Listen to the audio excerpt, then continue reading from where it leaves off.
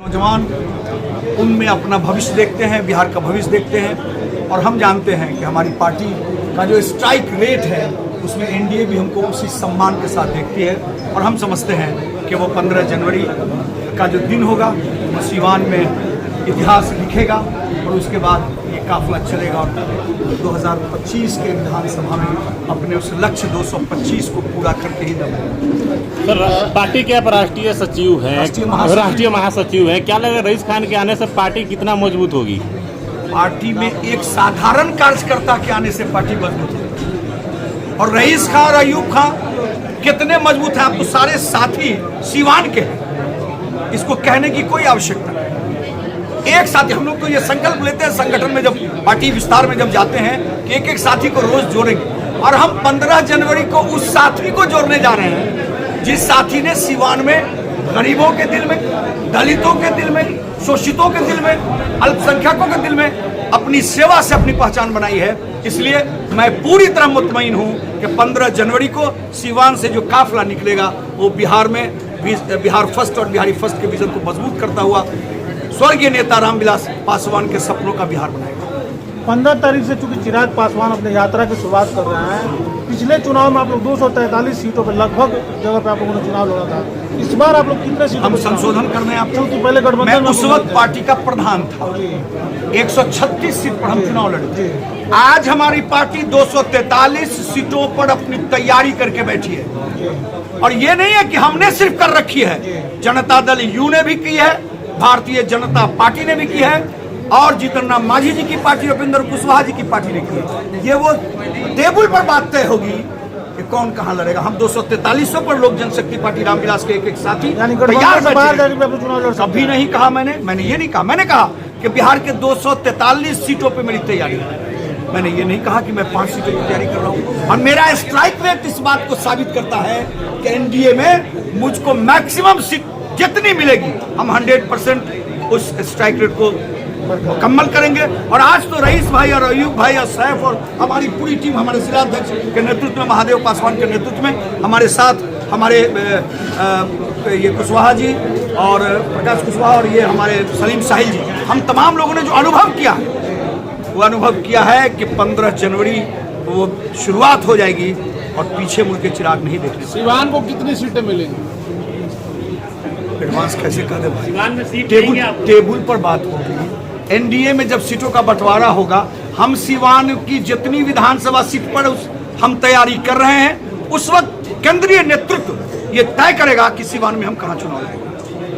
जब सीवान बहुत पहले आपकी पार्टी सीवान में जब मजबूत हो जा रही है तो अक्सर यकीनी तौर पर हम मजबूत इसलिए हो रहे हैं कि हम चुनाव लड़ेंगे। हम तो कोई दुकान नहीं चलाते हैं कोई दूसरी, हम तो राजनीति करने वाले लोग हैं, बिहार के विकास की सोच रखने वाले लोग हैं, यकीनी तौर पर चुनाव लड़ना चाहेंगे।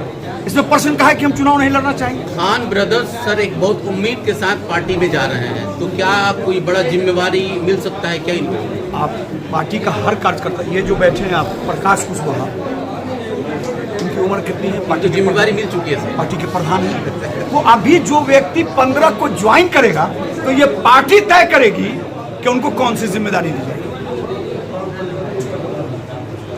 निर्दलीय रूप में चुनाव लड़ते हुए, निर्दलीय के रूप में एमएलसी के चुनाव लड़ते हुए रईस खान ने काफी अच्छा परफॉर्मेंस दिखाया था।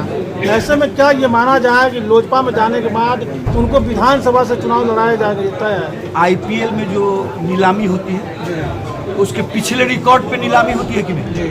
वो लड़का 50, 100 और 30 बॉल पर सेंचुरी, 20 बॉल पर सेंचुरी मारे हुआ रहता है, तो उसकी बिक्री अच्छे से होती है कि नहीं? तो जो व्यक्ति अच्छा है उसको जिम्मेदारी नहीं मिले, ये प्रश्न है क्या?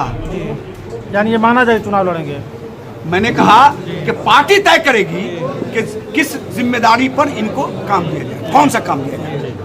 ये उस वक्त का बात होगा। पहले 15 जनवरी को हम सीवान की इस धरती पर उस ऐतिहासिक कार्यक्रम में अपने लोगों का सर लोजपा रामविलास जो है कि बिहार में, खासकर बिहार में माइनॉरिटी समाज को जोड़ने के लिए क्या कुछ ऐसा कदम उठा रही है? देखिए, माइनॉरिटी समाज का सवाल नहीं, माइनॉरिटी तो यकीनी तौर पर एक बड़े धोखे का शिकार हो जाता है। हम उसी वर्ग से आते हैं, मैं भी माइनॉरिटी हूँ। आप कहीं बैठिए, आप पेट्रोल का दाम रोज बढ़ता है, पेट्रोल के उस पंप पर जाइए, 20 मोटरसाइकिल लगी है, 2 मोटरसाइकिल माइनॉरिटीज के बच्चे का होगा, दोनों कैसे बात करता है? मोदी यार 108 रुपए को लगा, अब रियावत हो चुनाव, बिगाड़ कुछ नहीं सकेंगे। लेकिन वो जो 18 ठो मोटरसाइकिल वाला था उसके वोट को परफेक्ट कर दिया। अपना कहीं काम कहीं, जिसके लिए गुलामी करते आए हैं, जिसके लिए जान देते आए हैं, उनको देखने भी जाता है क्या? उनके यहाँ वोट मांगने जाता है क्या? वो तो समझते हैं कि मोदी के खिलाफ ही मेरा खरीदार वोट है, जरखरेज इस वोट को हम खरीदे हुए हैं। इसलिए हम आपके माध्यम से इस प्रदेश के मुसलमानों से अपील करना चाहते हैं कि अपनी आंखें खोलिए, आपका अपना कौन है उसको देखिए, आपके इश्यू पर बोलने वाला कौन है। कहां थे लोग अभी वक्त बोर्ड जब आया था बिल, कहां थे लोग? क्या उस वक्त हमारे चिराग पासवान अगर मजबूती से उस बिल को मतलब नहीं कहते कि माइनॉरिटीज के हक में है कि नहीं, इसको देखना चाहिए पहले, वो कमेटी में जाता, क्या जेपीसी में जाता? जेपीसी में भेजने वाले का नाम चिराग पासवान। लेकिन इसका ये कहते हैं, एक तरफ चिराग पासवान कहते हैं कि जात पात पे भरोसा नहीं करता, अभी हाल ही में उन्होंने बयान दिया है, तो फिर ऐसा क्यों होता है सिर्फ रिजर्व सीट पे ही चुनाव लड़ते हैं? हम कहाँ रिजर्व सीट पर लड़ते हैं भाई? हम 5 चुनाव लड़े, वैशाली रिजर्व है क्या? चिराग जी क्यों वैशाली रिजर्व है क्या? की बात कर रहे हैं, रिजर्व पे क्यों लड़ते हैं? अब तो ये सवाल जो है, तो इस सवाल का कोई जवाब है? रिजर्व सीट बना ही है ना रिजर्वेशन के, तो कह रहे हैं जात पात पे भरोसा नहीं करते, चुनाव तो कोई जात पात की बात चुनाव से होती है क्या? हाजीपुर से उनका रिलेशन 1977 से, Ramvilas Paswan Guinness world book. तो ये एक सवाल ऐसा सवाल है कि इसका कोई उत्तर ऐसा नहीं दे देंगे हम, इसको आप चला के ब्रेकिंग कर लीजिएगा। यकीनी तौर पर रिजर्व सीट जितनी है, हमने आपको कहा कि वैशाली हम लड़े कि नहीं, खगड़िया हम लड़े कि नहीं? हम लड़े ना भाई खगड़िया, तो 2 रिजर्व नहीं है, 5 में हम 3 रिजर्व लड़े। चिराग जी रिजर्व पे ही लड़ते हैं चुनाव। आप क्या चाहते हैं चिराग जी जनरल पर लड़े? हम लड़वाएंगे, आप इस बार हम लोग उनको जिम्मेदारी देंगे, लड़ेंगे इंशाल्लाह। साहब आप एनडीए का हिस्सा हैं, बेशक, जिसमें भाजपा भी है। बेशक भाजपा से मुसलमानों का प्रायः एक दुराव देखा जाता है, तो हम एनडीए में हैं लोजपा के साथ। लोक जनशक्ति पार्टी रामविलास एनडीए की सहयोगी है, एनडीए का जो हमारा अपना एलाइज है उसमें हम हैं। माइनॉरिटी से हम अपील करते हैं कि उस पार्टी को अपना समर्थन दो जो रामविलास पासवान के सोच को लेकर आगे बढ़ती है। आपको विश्वास है माइनॉरिटी आपके साथ आएंगे? यकीन। अच्छा बताइए, अब बूथ पर चलिए। आप चिराग पासवान के लोकसभा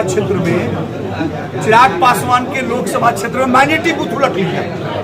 ये मेरे प्रदेश अध्यक्ष हैं, हम काम कर रहे थे इसमें चेहरा कला में, हम काम कर रहे थे चेहरा कला में, ये काम कर रहे थे लालगंज में।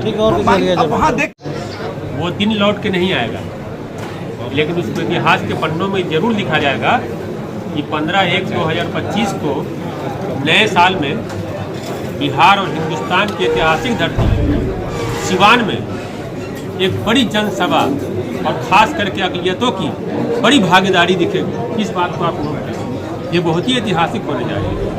एक महासंकल्प सम्मेलन समारोह का आयोजन लोक जनशक्ति पार्टी द्वारा की गई है। उसमें हमारे सिवान जिला के चर्चित खान ब्रदर्स के जो हमारे अयूब भाई हैं, रईस भाई हैं, ये हमारी पार्टी में लोक जनशक्ति पार्टी में शामिल हो रहे हैं। उसकी आज हमारे पार्टी के राष्ट्रीय महासचिव, प्रभारी, सह प्रभारी सभी आए हुए हैं। उसी का आयोजन किया जा रहा है और उसी के संदर्भ में आज ये कैसे इस कार्यक्रम को 15 जनवरी का ऐतिहासिक हो, उसी की सफलता की महादेव जी, ये जो पार्टी है खासकर दलितों के लिए जानी जाती है, लेकिन अब देखा जाए अल्पसंख्यक समाज के बड़े चेहरे आ रहे हैं। और बढ़िया है, दलित अल्पसंख्यक मिलेंगे और दलित अल्पसंख्यक जब मिलेंगे, जब दोनों वोटर मिलेंगे, अन्य जात हमारी पार्टी कभी जात पात की बात नहीं करती, सभी को मिला करके चलती है।